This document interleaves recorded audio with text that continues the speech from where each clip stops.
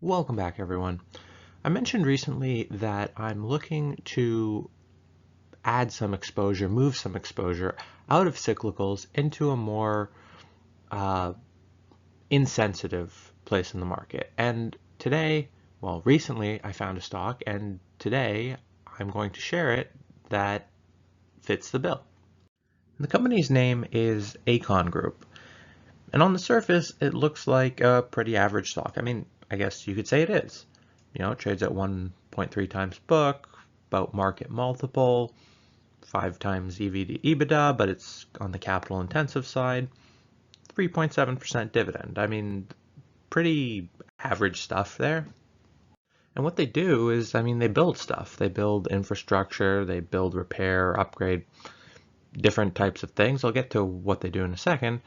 But sometimes they also build to operate. So, I mean, they build something and they basically keep it and take concessions from it. Now, in terms of what they build, I mean, it's pretty diversified. Everything from roads and highways to upgrades at nuclear power plants. So there's a lot of options out there, a lot of places where there could be business to expand. It's not like there's a threat if some type of thing becomes unpopular or has some technology change that makes it less relevant. And then on the concession side, it's becoming more and more diversified. They, in the terms of the projects they've completed, but continue as reoccurring revenue streams. So overall, it's not overly sensitive to any type of disruption or major shift in the economy. Now, one thing that some might point to as the bear case in this scenario is that their backlog, their next work, if you will, hasn't really been growing recently. In fact, it's down over the past 2 years. I would argue, among other things, that it's not down a lot, and last year there were circumstances. And meanwhile, their reoccurring revenue seems to be compensating for that. And the concessions were down last year, but I'll get to why I don't think that's meaningful going forward. So they do still have a decent sized pipeline going forward. But I don't think the backlog is particularly concerning, considering it is a Canadian company. Most of their works in Canada, and the Canadian government is a government that loves to waste, spend money. And there's a lot of projects that are coming up, and there's a lot of, there's always a lot of spending. So one of the things I really like about the company is that they have been able to have a pretty decent fundamental growth rate over the past few years. And while that figuring things out and getting back to that may take a bit of time, I believe they can do it. And in the meantime, it's I get a nice dividend, it's a nice diversified company, and it's not overly macro sensitive, unlike a vast portion of my portfolio. And as I said, they have a decent track record, perhaps you can even call it a good track record, of growing the dividend and earnings. And here's the most important part. I don't think you're necessarily paying up for that, because the company's trading at, call it a 15 times multiple, and most companies with this type of growth rate trade at much higher multiples. That makes it so that today, if they can continue the growth, especially, it could be a very nice entry point for a longer term hold.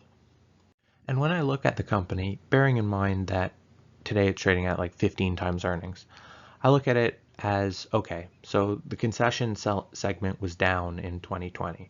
They got run over at the Bermuda airport. Is that going to continue? Probably not. Probably within 2 years that gets back to normal, if not above where it was before. And we're talking 50 million there, which is roughly 4% of their market cap in terms of EBITDA, which is significant. And you look, okay, new work has been flat. I think that'll reaccelerate given, give it a year. I think that will start get back on track or look less concerning. And then all of a sudden you're looking at a company where trading, 15 times earnings, growing earnings significantly perhaps, and the market, real assets, real business, begins to look very interesting, and I think we're going to start getting towards the conversation of multiple expansion at a higher base of earnings. And the other thing is, if you look at the projects that are finishing over the next few years, many of them have a reoccurring revenue component. So even if the backlog were to stay flat, which again, I think it'll probably reaccelerate, even if it was flat, there was still potential, or it looks like they would be growing the reoccurring revenue segment. So in that sense, I think there's growth in areas that aren't the backlog, and I mentioned before in concessions at the Bermuda airport. So, you know, if that gets back to normal, that's 50 mil. Over time, the reoccurring revenues increase, and then you have the new constructions. So I think there's many avenues where this company can grow. Now, I know I've said 50 million a few times. Maybe it's not quite 50 million in terms of concessions rebound. I just look at it as, you know, in 2018, 80 million, 2019, 83 million, 2020, 42 million. Okay, so eventually I think it'll bounce back from 43 to mid 80s. Well, that's 43 plus some growth. So that's where I come up with the 50 million thing, although I am pulling it out of nowhere. So overall, this looks to me like the type of company that should be trading at 20 times earnings, not 20 something times earnings, because the compound growth rate is Google-esque, and yet you're getting it at a 15 times multiple. Now, the reason for this, I believe, is that if you look at this year, you know, growth concerns, the hit on concessions, so the earnings growth rate probably wasn't what people were hoping for before. But I think that as things get back to normal, as the concessions normalize, this will probably reaccelerate, or look like earnings growth are reaccelerating. And hopefully within a year or two, I can see this trading at a higher multiple and hopefully at a higher earnings base. Now, this isn't going to multiply the share price by 3 in 2 years or whatever, but I think that a near-term fairer price would be 25 Canadian, that is. And in a few years, I could see 40 plus if we get a bit of the multiple expansion. And I think the multiple expansion is mainly a question of, will they reaccelerate earnings? And I think they will. I don't know if it's this quarter or next year, but I think it is something that will happen, and then the market will look at the company differently. And the other thing is, if I'm wrong, I'm perfectly fine holding this company at, you know, 14 times earnings. Let's say the earnings are flat for a few years. I don't think it kills me. So overall, I like the risk reward in that sense. Now, in terms of price targets, this is kind of the trajectory that I am thinking for this company.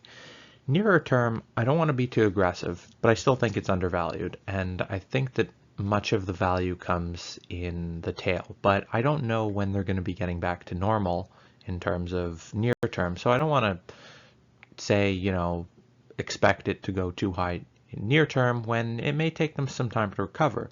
But over the longer term, I think that they'll get back to the earnings growth and the value will show up then. Now, if they do that sooner, great. But, you know, I think it's undervalued now, even if it takes them a bit of time to get the growth back. But I think they'll get the growth back, and based on that, basically that alone, even at a lower rate than recently, I think that longer term, the value will show up.